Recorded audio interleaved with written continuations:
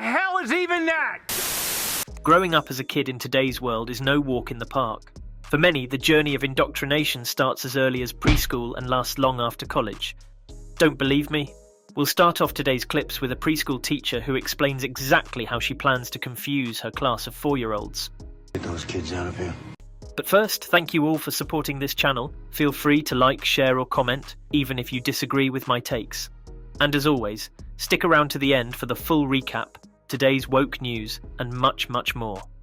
I am starting a new job on Monday, and it's a teaching job, so the kids are going to call me either Mr. or Mrs. Jamie. It depends on what I want, but I, as a non-binary being, I don't know what to pick. I feel like Mrs. would be easier for the kids, but Mr. makes me feel better, but I also kind of want to try mix, but I don't know if the kids can do that. I don't. And then what do they do when they ask me if I'm a boy or a girl? I'm not. I don't know. Explain that it's young kids too. It's young kids. My class is gonna be 4-year-olds. I give up. One look at the strange knives dangling from her glasses will tell you this school doesn't vet any of their teachers. A teacher's only job is to teach, not to confuse. It's honestly hard to believe the standards have fallen this much. But if you thought having a mentally unstable teacher was bad enough, imagine being put on puberty blockers by your doctor at the age of 11. Dr. Olson had a decision.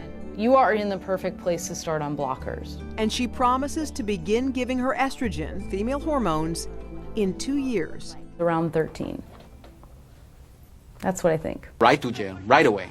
Now it's worth noting that this Dr. Olson is a medical specialist for transgender youth, and she's operated on countless children in the same age range as Josie. But my guess is she couldn't care less about the lives of trans youth as long as she can push them to undergo procedures for profit. Yes, you're not going to develop breast buds on the blockers, but you're not going to wait until 16 to start. You know that, okay? Josie received the blockers as an implant in her arm. It's okay if you cry. So with all the bravery she could muster, You're gonna feel a little bit of a... Josie held on tight Ow! as another chapter opened in this young girl's life. Closing up the skin. A lot of times it strikes me that had this happened just 20 years ago, Thank you. I wouldn't have been able to give her blockers and she would have had to go through male puberty. That terrifies me. It's all done. Do you want a hug? I don't know that she would have survived male puberty. What? So just imagine willfully putting your own child through this for your own selfish agenda. I can only hope we start putting parents and doctors like this in jail where they belong. And I can't even begin to understand what the mother meant by surviving male puberty, when she's the one subjecting her child to a lifetime of confusion and trauma. Fast forward to college and you'll find the woke indoctrination is even more prevalent. And there are some very real-life consequences as well. Take a look at these 2 clips of biological males breaking long-standing records in women's sports, and how no one is doing anything to stop them. A trans college swimmer sparked outrage after smashing a female 100-yard butterfly record. Male-born Megan Cortez Fields also won the 200-yard individual medley at the Cougar Splash Invitational Meet. The win in the female division comes after the athlete spent 3 seasons competing with the male team. While in the men's division, Cortez Fields complained about not being allowed to cover her top half.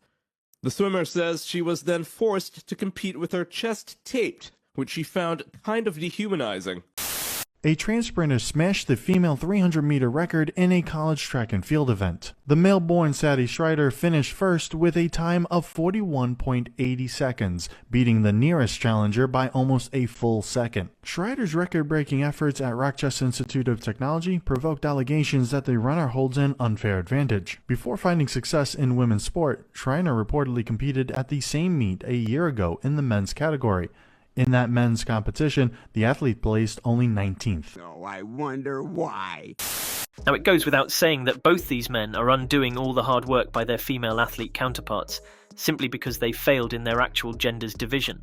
We actually see lots of examples of this popping up all across America, but in the future, at least in some Western countries, you could legitimately picture most of women's sports being dominated by trans athletes.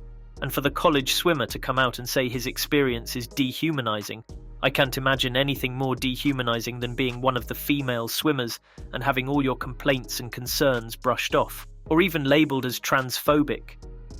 On the other hand, some concerns make absolutely no sense and should be disregarded, like this trans admiral who has an interesting take on the science of climate change. Hello. Hi. I'm Admiral Rachel Levine.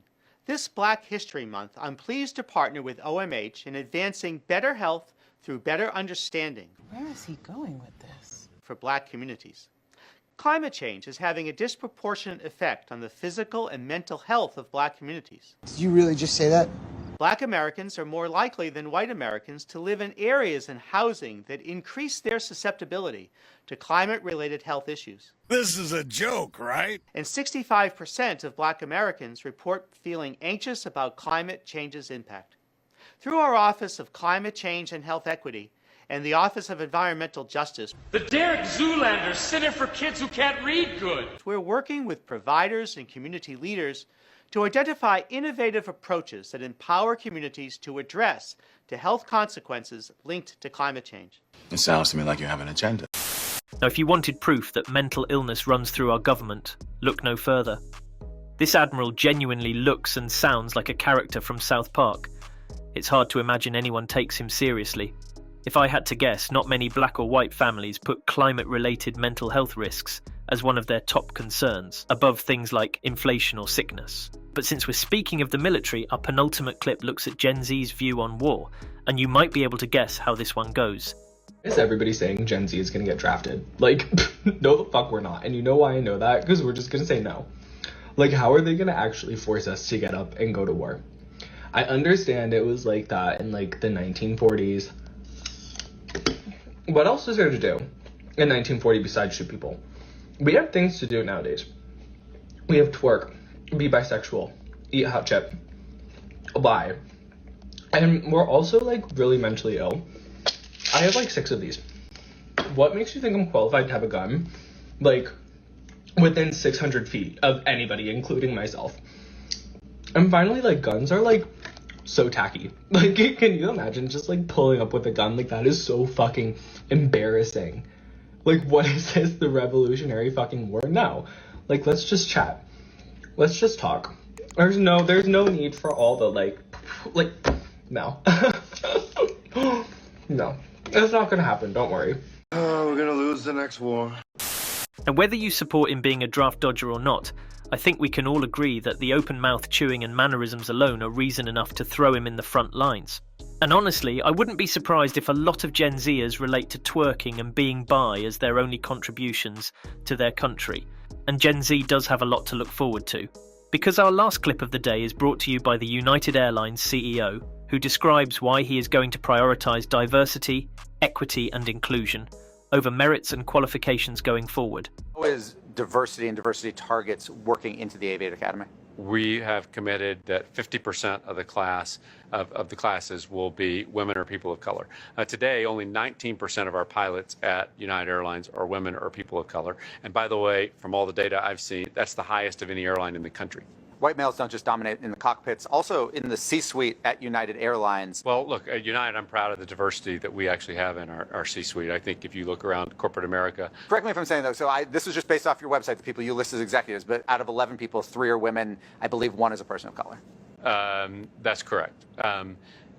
But, you know, in corporate America, I think, you know. That's a low bar. How do you raise your own bar? Well, a lot of this is, you know, focusing on it. We have programs to, one of the things we do is for every job when we do an interview, we require women and people of color to be involved in the interview process, bringing people in early in their careers as well, and giving them those opportunities. Now, if that doesn't make you think twice about flying United in the future, I don't know what will.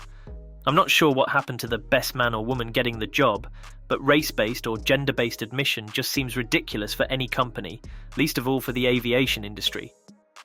And before I summarise my takeaways from all the clips we saw today, I want to stick on the subject of DEI for a second, and share one piece of news that sparked plenty of debate online.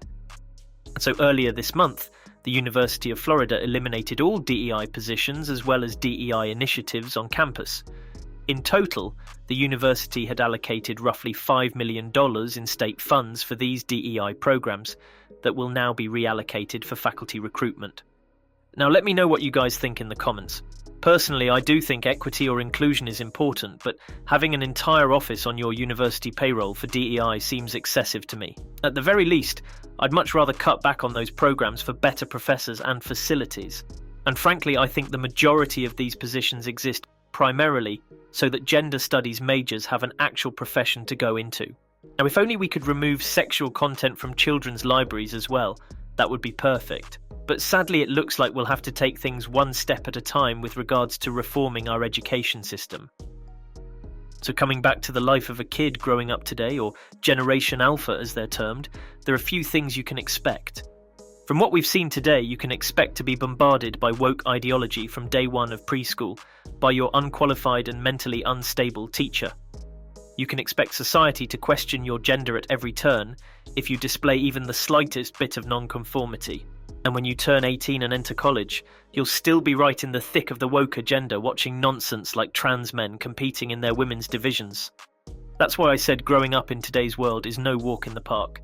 You have to constantly navigate through an endless barrage of woke nonsense to think freely, which is only getting harder and harder as the years go by.